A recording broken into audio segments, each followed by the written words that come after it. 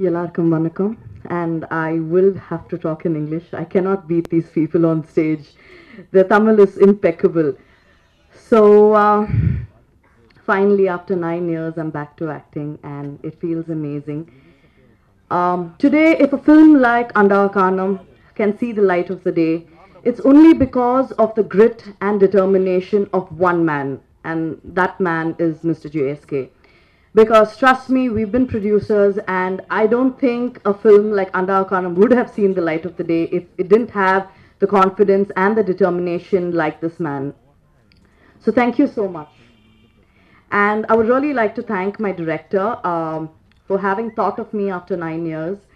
Um, he's a very interesting personality, very, very interesting. The day he came and told me the script, I said, listen, please, I don't understand what you're saying. சூப்பரா இருக்கும். I said, இல்ல திமிருக்கு மேல நல்லா இருக்குமா? மா நீங்க திமிரு பத்தி பேசாதீங்க. This film will be the best. So I said, okay, that's all I care about. நீங்க ரெண்டு லைன் சொன்னா போதும். So he explained the script to me and I loved it and I said, see, as long as I'm the hero of the film, I really don't care. So we started shooting for the film. It's been 9 years. I don't know how to look into the camera. I don't know how to say the dialogues. And I have to kill Velu, my director, because he said, yeah, just render line, ninga onnu prepare panna thevilla, ninga just ninga set ku vaanga. I went on location and gives me 2 pages of Madurai slang dialogues. Ninga solnum. I said, excuse me, I don't know. I cannot understand this. So he was very, very patient with all my attitude. He is very patient, sat next to me, and he explained the whole thing to me. And I'm so happy and I'm so proud to be a part of this film like this. And I can't really wait for all of you to watch it.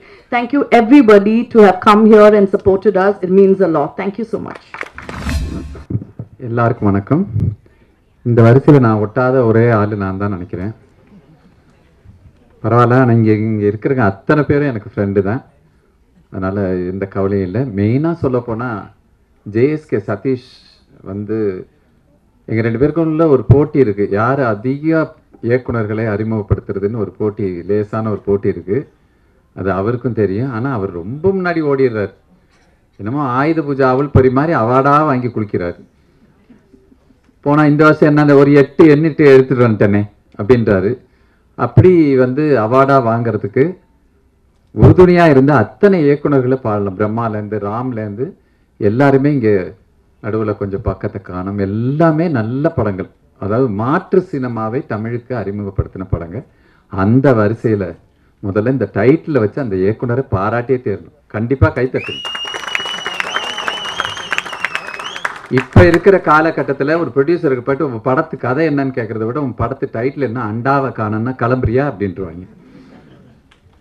இப்படி ஒரு டைட்டிலையும் கொடுத்து ஒரு நல்ல திரைக்கதை அமைச்சு ஒரு அருமையான அந்த ஓட்டத்தை பார்த்தாலே தெரியுது. ஸ்ரேயா ரெட்டி பற்றி ஒன்று சொல்லணும்னு ஆசைப்பட்றேன்.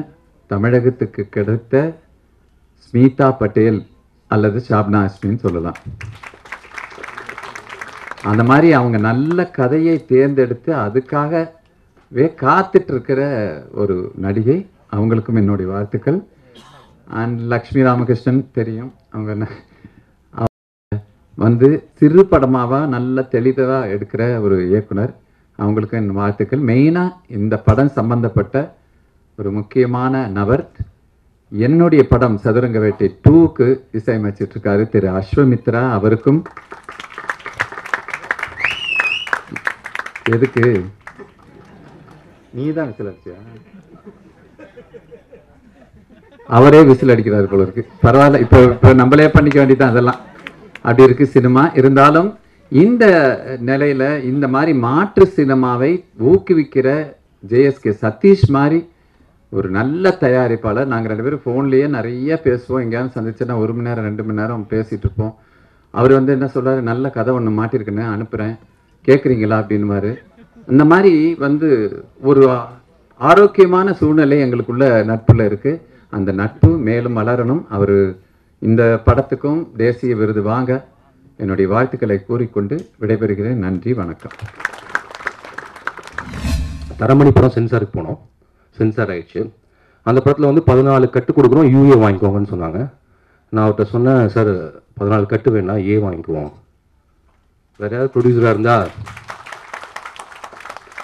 இல்லை யூஏ வாங்கிக்கலாம், ஏன்னா அதுக்கப்புறம் திரும்ப ஒரு சென்சார் பண்ணோம் சேட்டலைட்டுக்கு அப்படின்னு சொல்லுவாங்க. ஏன் அப்படின்னு கேட்டார். இல்லை தங்கமீன்களுக்கு யூ வாங்கினோம், அதை குழந்தைங்களோட பார்க்கலாம், இந்த படத்தை குழந்தைங்களோட பார்க்கலாம், ஆனால் நான் பார்க்க வேண்டாம்னு நினைக்கிறேன். ஏன்னா இது நிஜமாகவே 18 வயதுக்கு வந்தவர்கள் பார்க்க வேண்டிய படம். 18 வயசு தாண்டினா மட்டும் பார்க்க முடியாது, நிஜமாகவே 18 வயசு தாண்டினவங்க பார்க்க வேண்டிய படம். அப்போ அதுக்கு ஏ சர்டிஃபிகேட் வாங்குறது தான் எத்திக்கலாக தார்மீகமாக ஒரு இயக்குனர் கரெக்டாக இருக்கும், அது ஒத்துக்கோங்கன்னு.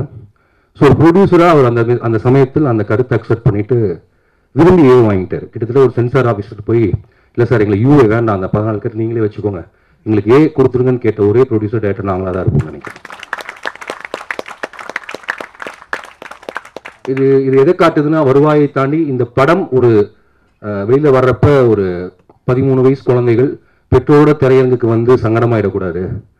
அப்போ பெரிய தமிழ் சினிமாவுடைய எந்த விதமான அல்ட்ரை காட்சிகளும் இல்லாத படம் தான். ஆனாலும் அது கதை பேசக்கூடிய அமைப்புக்கு அது வேணாம் அப்படின்னு முடிவு பண்ணப்போ அதுக்கு உறுதுணையாக இருந்தார். அதான் அவருடைய துணிச்சல், தைரியம். அப்படி சொல்லப்போனால் ஒரு முரட்டுத்தனமானவர், ஒரு ஒரு ஒரு காட்டுக்குள்ளே வேகமாக நடக்கிற மாதிரி ஒருத்தர். ஸோ அவருக்கு வந்து எனக்கு தெரிஞ்சு 10 வருஷம் தாண்டியாச்சு. ஒரு கட்டத்தில் இந்த சாலை வந்து அவராக ஒரு ரோடு போட்டிருக்காரு, அந்த ரோடு கிளியர் ஆயிரும்னு நினைக்கிறேன். அந்த ரோட்டில் அதுக்கு மேலே அவரால் இன்னும் நல்ல படங்களை கொண்டு வர முடியும்னு நினைக்கிறேன். அண்டாவாக்கணுங்கிற டைட்டில் வந்து ரொம்ப முக்கியமான டைட்டில் நான் நினைக்கிறேன். ஏன்னா அதுக்குள்ளே நிறைய மீனிங் இருக்குது. அந்த அண்டா வந்து இன்றைக்கி வந்து பல பிரியாணிகளை சாப்பிடக்கூடாதுன்னு அரசாங்கம் சொல்கிறப்ப அந்த அண்டாவுக்கு நிறைய அர்த்தம் இருக்குது. அது பீஃப் பிரியாணியாகவும் இருக்கலாம். ஏன்னா உங்களுக்கு போன வருஷம் தமிழ்நாட்டில் ரம்லான் நோம்பப்ப சில அண்டாவில் திருடிட்டு போன கதை ஞாபகம் இருக்கும். ஸோ இந்த கதைக்கு சில அப்படி பொலிட்டிக்கல் அடையாளம் இருக்கான்னு தெரில, படம் பார்த்தா தான் தெரியும். வடிவேலுக்கு வாழ்த்துக்கள், இந்த மொத்த குரூவுக்கும் என்னுடைய வாழ்த்துக்கள். அண்ட் குறிப்பாக 10 வருஷத்தில் அடி எடுத்து வைத்திருக்கக்கூடிய ஜேஎஸ்கே ஃபிலிம் கார்ப்பரேஷன், தமிழ்நாட்டினுடைய எந்த முன்னணி நடிகர்களும் நடிக்காமல் கோடிகளுக்கு மேல் சம்பளமாகக்கூடிய எந்த நட்சத்திரங்களும் கால்ஷீட் கொடுக்காமல் ஒரு கம்பெனி இயங்க முடியும் என்பதை நிரூபித்திருக்கிறது ஜேஎஸ்கே ஃபிலிம் கார்ப்பரேஷன். நடிகரை முதன்மைப்படுத்தாமல் கதையை நம்பி அந்த படத்தை வைத்து சூதாடக்கூடிய மனமுடையவர் ஜேஎஸ்கே. அந்த சூதாட்டத்தில் வரவும் உண்டு, செலவும் உண்டு, ஏற்றமும் உண்டு, தோல்வியும் உண்டு, காத்திருத்தலும் உண்டு. அவரோடு சேர்ந்து அந்த டீமும் காத்திருப்பாங்க. ஆனால் இன்னும் ஒரு பெரிய விஷயம்னா, அதுக்கு உங்களுக்கு முரண் வரவே வர முடியாது. இப்போ எல்லாரும் நிறைய பேசுகிறப்போ நாகரிகம் கருதி பாராட்டி பேசினா கூட இங்கே இருக்க எல்லாருமே ஜேஎஸ்கே சாரை பற்றி ஒரு இடத்துல கோபம் வரதான் செய்யும். ஏன்னா அது ஒரு லாங் ப்ராசஸ், அதில் முரண் இல்லாமல் இருக்கவே முடியாது. இப்போ ரஞ்சித் கேட்டால் புரியாததுக்கு இது ரிலீஸ் ஆகணும், ஒரு முரண் இருக்க தான் செய்யும். எனக்கு கேட்டால் தரமணி 3 வருஷம் ஆச்சு, முரண் இருக்க தான் செய்யும். கிட்டத்தட்ட இந்த ரோவே அப்படி தான் இருக்குது, கொஞ்சம் பயமாக தான் இருக்குது. நடுவில் கொஞ்சம் பார்க்கறதுக்கான இது குற்றம் கடிதல் புரியாத புதிர். கிட்டத்தட்ட இந்த மேலே நாங்கள் 4 பேர் சேர்ந்து உட்காந்து நினச்சது என்ன, ஒரு பிளான் பண்ணி உட்கார வச்சிருக்காங்க. அதாவது படம் எடுத்துட்டு காத்திருக்கக்கூடிய இயக்குநர்கள். அது முதல் படம்னா அப்படின்னா 2வது படமும் அவருக்கு அப்படி தான். சரி, எனக்கு முதல் 2 படம் தான் அப்படி தான், 3வது படம் 4வது படம் அப்படி தான். ஸோ அப்போ வந்து தமிழ் சினிமாவில் கதாநாயகர்கள் இல்லாமல் படம் எடுக்கக்கூடிய இயக்குநர்களும் சரி, தயாரிப்பாளர்களும் சரி, சவால்களை சந்திக்கிறார்கள். அந்த சவால்கள் தாமதத்தை கொடுக்கும்.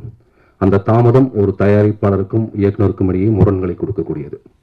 ஆனால் ஜெயஸ் கிட்ட அது மட்டும் நடக்காது. இப்போ எல்லாரும் அண்ணன் சொன்னாங்க, எல்லாருமே கிட்டத்தட்ட அவர் அண்ணன் தான் கூப்பிடுவோம். ஏன்னா வந்து அவருடைய பிரச்சனையை கொஞ்சம் கிட்டத்தட்ட வெளிப்படையாக சொல்லிடுவார். அவர் பர்சனில் எவ்வளோ இருக்குன்னு நம்மளுக்கு தெரியும். ஸோ அவரால் முடியும், முடியாது, ப்ராக்டிக்கலாக எது பாசிபிள், சினிமாவில் எது முடியும், அப்போ அது காத்திருக்கணும். அதே சமயத்தில் ஒரு இயக்குனரை எந்த அளவுக்கு மதிக்கணும்னு அவருக்கு தெரியும். ஒரு படைப்பை, கலை படைப்பை எவ்வளோ நேசிக்கணும்னு தெரியும். அதனால் அது முரண் வராது, அந்த உறவு பலப்பட செய்யும்.